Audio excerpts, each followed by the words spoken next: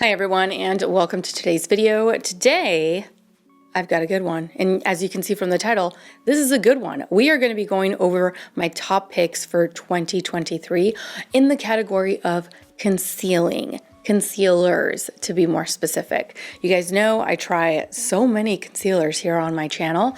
And so I went through all of the concealers that I tried this year and I picked out what I felt were the best out of the bunch. I do plan on doing like a worst of 2023 and that video will be up next, but I figured that we would start with the best of 2023. So in no particular order, actually, I think this is gonna be in the order in which I tried it throughout the year. So let's get right into number one.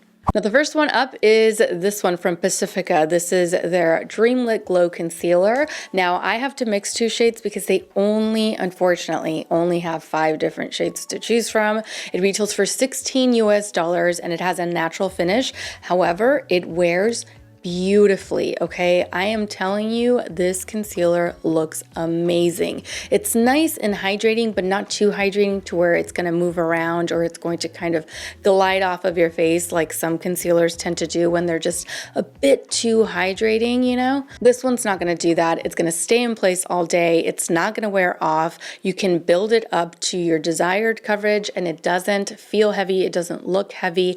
I personally can get away with wearing this and only this, meaning that I can skip out on my corrector. So you don't necessarily need a corrector in order to get the most out of this concealer, although I do primarily still use a corrector with it just because I'm used to using a corrector, period. However, the times that I've skipped out on it, it's still concealed really well. I just have to add a little bit more of the deeper shade because it does have like a little orange in it. So it acts as a color corrector and therefore I don't need to necessarily have a corrector and then the concealer and then another layer of concealer. Usually I'll just mix a little bit of the two and then add a little bit more if I need it. And I get really, really nice coverage. Like I said, it lasts all day. It feels great. The only downside is that there are only 5 different shades to choose from, but hopefully they expand on that. Hopefully they'll expand on the shade range. Next one on my list is the Natasha Denona High Glam Brightening and Hydrating Concealer. Now this one retails for $30 US and you can find it in 50 different shades. That's a lot of shades. It has a natural finish that stays in place all day long. It does help to brighten the under eye area a little bit, so it makes you look a lot more like refreshed and just rested, well rested. It's also a hydrating formula, but not excessively hydrating to where it's gonna, like I said, with the Pacifica one, move around. I'm always cautious when I see a concealer being described as hydrating because depending on the formula, they'll either look great like this one does, or they'll move, they'll separate, they'll settle into fine lines, all of the mess underneath, and they feel heavy. A lot of the time they feel heavy. This one doesn't feel heavy. It delivers high, medium to full coverage, just depending on the severity of the under eye darkness that you've got going on. I find that I get really high coverage with and without anything placed underneath this concealer. It's definitely an upgrade from her first concealer launch, which I did not care for, but this one's a good one. Next, we have the Tower 28 Serum Concealer. It retails for $22 US and can be found in 20 different shades. It has a natural finish and wears beautifully under the eyes. It looks so good. It looks really, really good up close under natural lighting and studio lighting. Wherever you are, this looks amazing. It's perfect for an everyday. This is a perfect everyday concealer because it does only deliver like medium to high medium coverage. However, I have been pairing this with my faux filter concealer. I figured, you know what? I pair different mascara formulas together. Why can't I pair different concealer formulas together? Jackie Aina taught us that back like a couple years ago when I tried her routine, her like flawless under eye concealer routine or something like that. She was layering different formulas on top of one another. Now I don't layer different formulas, but I have been mixing these two formulas and let me tell you, it is great. These are great. Together, the faux filter from Huda Beauty and the Tower 28 Serum Concealer, These are great together. So when I'm looking for full coverage, that's when I'll go in with both.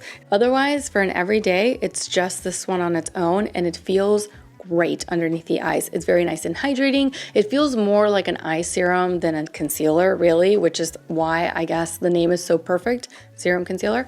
It just looks great. It feels like skincare. It feels very, very nice and light. Doesn't feel like you have much on. It conceals without looking like too much or without looking heavy, without moving around. It's just, if you're looking for a great everyday concealer, this one. Look into this one.